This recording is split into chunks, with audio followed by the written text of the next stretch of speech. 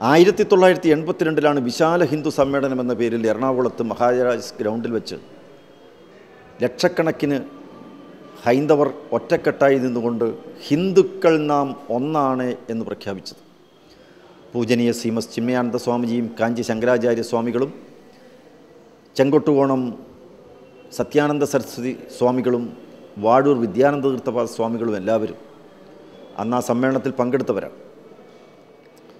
ആ സമ്മേളനത്തെ തുടർന്ന് കേരളത്തിൽ ഒട്ടേറെ നവോത്ഥാന പ്രവർത്തനങ്ങൾ, ഐക്യ സംരംഭ പ്രവർത്തനങ്ങൾ, കൂട്ടായ മുന്നേറ്റങ്ങളൊക്കെ ഹിന്ദുക്കളുടെ നടന്നിട്ടുണ്ട്. അതിനുശേഷമാണ് നിലയ്ക്കൽ പ്രശ്നം, അതുപോലെ മാറാട് സംഭവം, പാലാഴി അയിത്തപ്രശ്നം, ഇങ്ങനെ ഒട്ടേറെ വിഷയങ്ങളിൽ ഹിന്ദുക്കൾ അവരുടെ ഐക്യം കൂടുതൽ ബലവത്താക്കിക്കൊണ്ട് ഈ വക ഭീഷണികളെയും വെല്ലുവിളികളെയും ഒറ്റക്കെട്ടായിട്ട് നേരിടാൻ തങ്ങൾക്ക് കഴിയും എന്ന ആത്മവിശ്വാസത്തോടു കൂടി ഹൈന്ദവ സമൂഹം നിലകൊണ്ടു എന്നുള്ളതിൻ്റെയൊക്കെ പ്രത്യേകതയാണ്. ശബരിമല ക്ഷേത്രത്തിലും ഗുരുവായൂർ ക്ഷേത്രത്തിലും അതുപോലെ കേരളത്തിലെ പ്രമുഖ ക്ഷേത്രങ്ങളിലുമെല്ലാം ഹൈന്ദവ സമൂഹത്തോട് കാണിക്കുന്ന ഈ അവഗണനയും അവഹേളനവും ഒക്കെ കണ്ട് വേദനിച്ച് ഹിന്ദുക്കൾ പല സ്ഥലങ്ങളിലും ഒറ്റക്കെട്ടായിട്ട് രംഗത്ത് വന്ന് ഈ അനീതിയെ ചോദ്യം ചെയ്തിട്ടുണ്ട്. പല സന്ദർഭങ്ങളിലും ഹൈന്ദവ യോഗങ്ങൾ പലയിടത്തും നടന്നിട്ടുണ്ട്. ഇതിൻ്റെ എല്ലാം ഒരു തുടർച്ച എന്നുള്ള നിലയ്ക്ക് ഹൈന്ദവർ ഇനി ഒരിക്കലും ആലസ്യവും അലസതയും നൈരാശ്യവും മൂലം ഛിന്നഭിന്നമായി ശിഥിലമായി കഴിയാനാവുകയില്ലെന്നും ആത്മവിശ്വാസത്തോടും ആത്മാഭിമാനത്തോടും ആത്മധൈര്യത്തോടും ആത്മബോധത്തോടും കൂടി ഈ വെല്ലുവിളികളെയെല്ലാം നേരിടാൻ തങ്ങൾക്ക് കരുത്തുണ്ട് എന്ന് തെളിയിക്കുവാനാണ് 23-ാം തീയതി ഈ എറണാകുളത്ത് മറൈൻ ഡ്രൈവ് മൈതാനത്ത് ഒരു ധർമ്മരക്ഷാ സംഗമം നടത്തുന്നത്.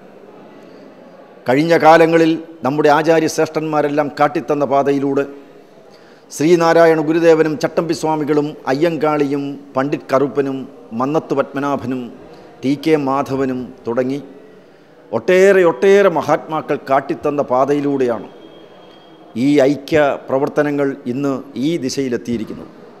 സമീപകാലത്ത് ക്ഷേത്രങ്ങൾക്കും ആരാധനാലയങ്ങൾക്കും മഠങ്ങൾക്കും ആശ്രമങ്ങൾക്കും ഒക്കെ എതിരെ വ്യാപകമായി നടന്നുകൊണ്ടിരിക്കുന്ന അപവാദ പ്രചരണങ്ങളും കുപ്രചരണങ്ങളും കണ്ട് വേദനിക്കുന്ന ഈ നാട്ടിലെ ഹിന്ദു സമൂഹം അവർ ഇന്ന് രംഗത്ത് വന്നിരുന്ന കാഴ്ചയാണ് നമുക്ക് എല്ലായിടത്തും കാണാൻ കഴിയുന്നത്.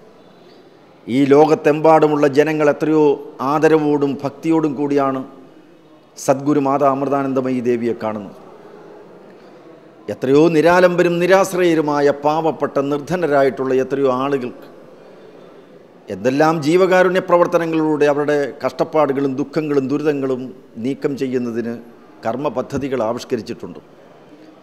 അവരുടെ കണ്ണുനീർ ഒപ്പിക്കൊണ്ട് അവർക്ക് കിടപ്പാടങ്ങൾ നൽകി, വസ്ത്രം നൽകി, ആഹാരം നൽകി, അവർക്ക് മരുന്ന് നൽകി, അങ്ങനെ ഈ നാട്ടിലെ അധസ്ഥിതരും പിന്നോക്കക്കാരും സാധാരണക്കാരും പാവങ്ങളുമായിട്ടുള്ള ജനങ്ങളുടെ വിമോചനത്തിന് വേണ്ടി, ഉന്നമനത്തിന് വേണ്ടി നിരവധി പരിപാടികളുമായി രംഗത്ത് വന്ന് അവരെയെല്ലാം കൈക്ക് പിടിച്ചുയർത്തിക്കൊണ്ടു പോകുവാൻ പ്രതിജ്ഞാബദ്ധമായി പ്രവർത്തിച്ചു കൊണ്ടിരിക്കുന്ന അമൃതാനന്ദമയി മഠത്തിന് നേരെ സമീപകാലത്ത് സംഘടിതവും ആസൂത്രിതവുമായ അപവാദ പ്രചരണങ്ങൾ നടക്കുകയാണ്. ഇതിലെല്ലാം നിരവധി ആളുകൾക്ക്, ഹിന്ദുക്കൾക്ക് ഉത്കണ്ഠയുണ്ട്, വേദനയുണ്ട്, അമർഷമുണ്ട്, ദുഃഖമുണ്ട്, പ്രതിഷേധമുണ്ട്. ആ പ്രതിഷേധവും ദുഃഖവും എല്ലാം അണപൊട്ടി ഒഴുകുന്ന കാഴ്ചയാണ് 23-ാം തീയതി മറൈൻ ഡ്രൈവിൽ നടക്കാൻ പോകുന്നത്. ഈ കേരളത്തിലെ വ്യത്യസ്ത സമ്പ്രദായങ്ങളിലും പരമ്പരകളിലും പെട്ട സന്യാസി ശ്രേഷ്ഠന്മാർ, ആധ്യാത്മിക ആചാര്യന്മാരും ധർമ്മഗുരുക്കന്മാരും മഠാധിപതികളും വിവിധ സാമുദായിക സംഘടനാ നേതാക്കന്മാരും സാംസ്കാരിക ആധ്യാത്മിക ധാർമ്മിക രംഗങ്ങളിൽ പ്രവർത്തിച്ചുകൊണ്ടിരിക്കുന്ന സംഘടനകളുടെ നേതാക്കന്മാരും എല്ലാവരും ഒറ്റക്കെട്ടായിട്ട് ഒത്തൊരുമിച്ചൊന്നായി ഈ ധർമ്മരക്ഷാ സംഗമത്തിൽ അണിനിരക്കുകയാണ്. വാസ്തവത്തിൽ ആചാരങ്ങളുടെയും സമ്പ്രദായങ്ങളുടെയും പേരിൽ ഭിന്നതകളും ഭേദചിന്തകളും ഒക്കെ മാറ്റിവെക്കുകയാണ്.